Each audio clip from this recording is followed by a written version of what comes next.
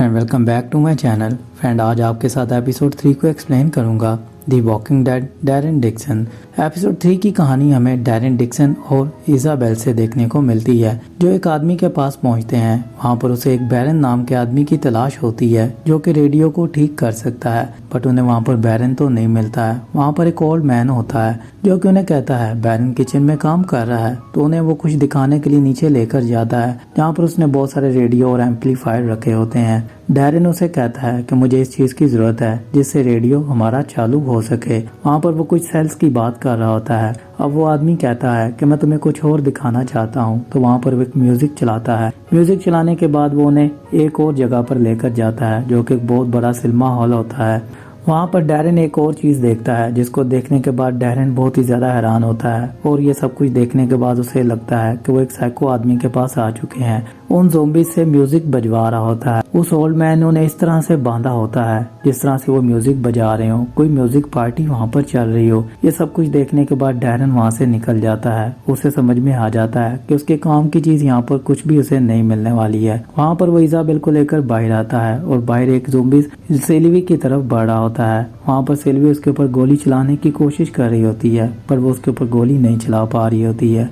वहाँ पर डैरेन आकर उसका ज़ोंबीज को मार डालता है। सीन यहाँ से शिफ्ट होता है। अब वो अपने सफर को पेरिस की तरफ बढ़ाते हैं। फाइनली वो पेरिस पहुंच चुके होते हैं, जिसके बारे में उन्हें भी नहीं पता होता है। अब यहाँ पर उन्हें एक और आदमी मिलता है, जो कि ब्लैक मैन होता है। इस आदमी का नाम फेलियो है और ये यहाँ का लीडर है। सब कुछ इसी के मुताबिक चल रहा होता है। वहाँ पर अब उन लोगों को मिलने के बाद उन्हें भी इस मसीहा की तलाश होती है। वहाँ पर वो लॉरेंट का वेट कर रहे होते हैं। अब लॉरेंट की खबरें हर जगह पर फैली होती हैं। लॉरेंट के बारे में बहुत सारे लोगों को पता होता है कि कोई मसीहा आने वाला है, जो कि इन सब से हमें मुक्ति दिलाने वाला है।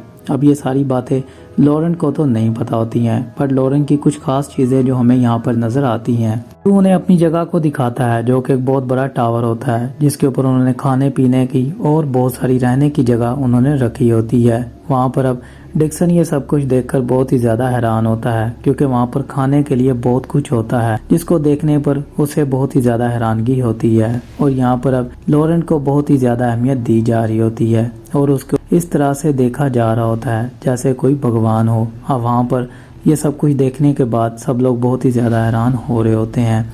डिक्सन ये सब कुछ देखकर कुछ ज्यादा खास हैरान नहीं होता है और वहाँ पर वो एक टावर के बारे में पूछता है। वहाँ पर एक आदमी डिक्सन को कहता है, मैं इस कबूतर को वहाँ पर भेजूंगा। अगर ये कबूतर कुछ ही दिनों में वापस आ गया तो तुम वहाँ पर जा सकते हो, मतलब वो जगह सुरक्षित है। अगर ये कबूतर महीनों बाद आया तो समझ लेना कि उस जगह पर कुछ तो ऐसा है जिससे तुम्हें वो जाने से रोकेगा। यहाँ पर अब डिक्सन उसकी बात सुन रहा होता है। सीन यहाँ से शिफ्ट होता है और अब हमें कॉर्डन को दिखाया जाता है, जो कि जेंटल के पास पहुंचता है। अब यहाँ पर जेंटल के बारे में मैं आपको बता दूं, ये ज़ोंबीज के ऊपर एक्सपेरिमेंट कर रही होती है, जिससे ज़ोंबीज बहुत ही ज़्यादा चेंज हो रहे होते हैं। ज़ोंबीज को एक पावर दे रही होती है, जैसा कि हम एपिसोड 1 के अंदर देख चुके होते हैं।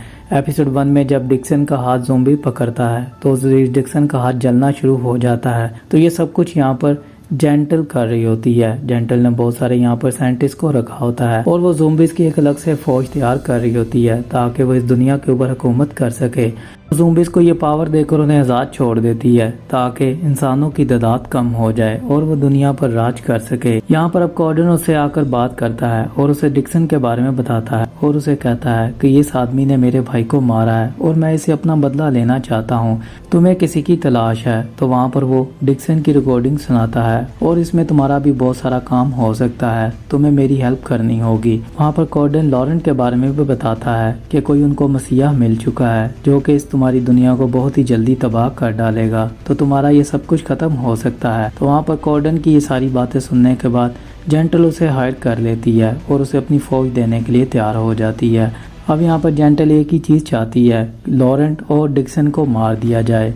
लॉरेंट को मारने से जेंटल का फायदा हो सकता है और डिक्सन को मारने से कॉर्डन का फायदा होगा, क्योंकि वो अपना बदला ले लेगा। सीन यहाँ से शिफ्ट होता है। अब हमें डिक्सन और इजाबेल को दिखाया जाता है। इजाबेल अपने घर पर आती है, जहाँ पर उसने अपनी चीजों को छुपाया होता है यहाँ से जाने से पहले, जो हम एपिसोड 2 के अंदर देख चुके हैं। वहाँ पर इजाबेल अब जब उस बॉक्स को खोलती है तो वहाँ पर उसके अंदर बहुत सारा ड्रग्स और पैसे होते हैं, जो कि इजाबेल वहाँ पर छोड़कर जा चुकी होती है। अब इजाबेल की यह रूप देखकर बहुत ही ज्यादा डिक्सन हैरान होता है, क्योंकि वो पहले क्लब में डांस करती थी और नशा करती थी और अब वो एक नन के रूप में उसे मिली थी। वहाँ से सब कुछ देखने के बाद डिक्सन बाहर की तरफ जाता है और वहाँ पर उसे ज़ोंबीज नजर आते हैं, जिनसे बचने के लिए वो बिल्डिंग की दूसरी तरफ से चले जाते हैं। वहाँ पर इजाबेल उसको लेकर निकल रही होती है और ज़ोंबीज छत से गिरना शुरू हो जाते हैं, जिनके ऊपर बहुत सारा तेजाब लगा होता है। अब उस एसिड से बचने के लिए वो वहाँ से भाग रहे होते हैं और उन्हें वो छोटी बच्ची नजर आती है जो कि इजाबेल को पहले से ही जानती है। वह वो ज़ोंबीज के रूप में होती है। इजाबेल उसको देखकर बहुत ही ज़्यादा हैरान होती है।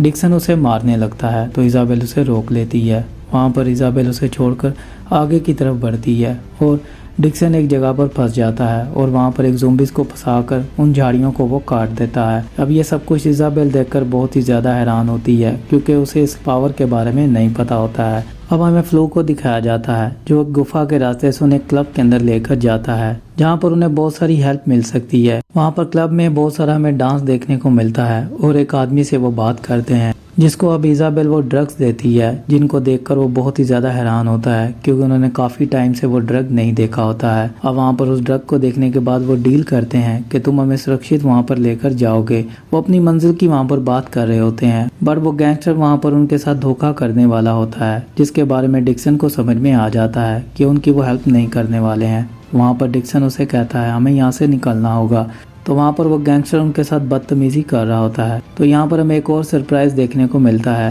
यहाँ पर इजाबेल का हमें एक्स बॉयफ्रेंड देखने को मिल जाता है, जो कि यहाँ का लीडर होता है, जो इस क्लब का ओनर होता है, जिसका नाम क्वीन है। अब क्वीन को देखकर इजाबेल बहुत ही ज्यादा हैरान होती है, क्योंकि उसे वो वहाँ पर छोड़कर जा चुकी होती है, जिसकी वजह से क्वीन को पहले से ही बहुत ज्यादा इजाबेल के ऊपर गुस्सा होता है। इजाबेल से पूछता है कि तुम्हें मुझसे क्या चाहिए और तुम यहाँ पर क्या करने आई हो। तो वहाँ पर इजाबेल उसे कहती है मुझे इस जगह पर जाना है, तो तुम मेरी हेल्प कर सकते हो। वहाँ पर क्वीन उन्हें अपने ऑफिस के अंदर बुलाता है और ऑफिस में जाकर वो बात करते हैं, जहाँ पर बात करने पर क्वीन को पता चलता है इजाबेल के पास एक लड़का है जिसका नाम लॉरेंट है और वो और किसी का बच्चा नहीं है, वो इजाबेल की सिस्टर का बच्चा है। यहाँ पर अब लुई के बारे में सुनकर वो बहुत ही ज्यादा हैरान होता है और इजाबेल को कहता है कि मुझसे एक गलती हुई है, मैं तुम्हें बताना चाहता हूँ कि लॉरेंट का कोई और बाप नहीं है, मैं ही उसका बाप हूँ। लुई के साथ ये मेरा सब कुछ हुआ था, तुम्हें इस बारे में नहीं पता है। हम तुमसे ये छुपाना चाहते थे क्योंकि लुई तुमसे बहुत ज्यादा प्यार करती थी।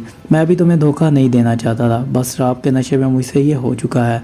वहाँ पर इजाबेल ये सब कुछ सुनकर चुपचाप वहाँ से चली जाती है। इजाबेल को इस चीज़ का बहुत ही ज़्यादा दुख होता है। सीन यहाँ से शिफ्ट होता है और अब हमें कॉर्डन को दिखाया जाता है, जो वहाँ पर पहुँच जाता है और आकर क्वीन से बात करता है। वहाँ पर वो डिक्सन के बारे में उससे पूछता है, जिस पर क्वीन उसे साफ साफ मना कर देता है। यहाँ पर कॉर्डन उसे कहता है अगर वो यहाँ पर मिला तो तुम जानते हो तुम्हारे साथ क्या होगा, तुम हमारी पावर के बारे में बहुत ही अच्छे से जानते हो। वहाँ पर क्वीन को भी बहुत ज्यादा गुस्सा आ रहा होता है और उसकी वो क्लब की तलाशी लेना शुरू कर देते हैं, जहाँ पर उन्हें डिक्सन नजर आ जाता है। और यहाँ पर हमें बहुत ही जबरदस्त एक्शन नजर आता है, जहाँ पर डिक्सन के ऊपर कॉर्डन गोलियां चला रहा होता है और उसके साथ फाइट करता हमें नजर आता है। किसी तरह डिक्सन कॉर्डन को बेहोश करके वहाँ से भाग जाता है और यहीं पर इस एपिसोड की भी एंडिंग हो जाती है।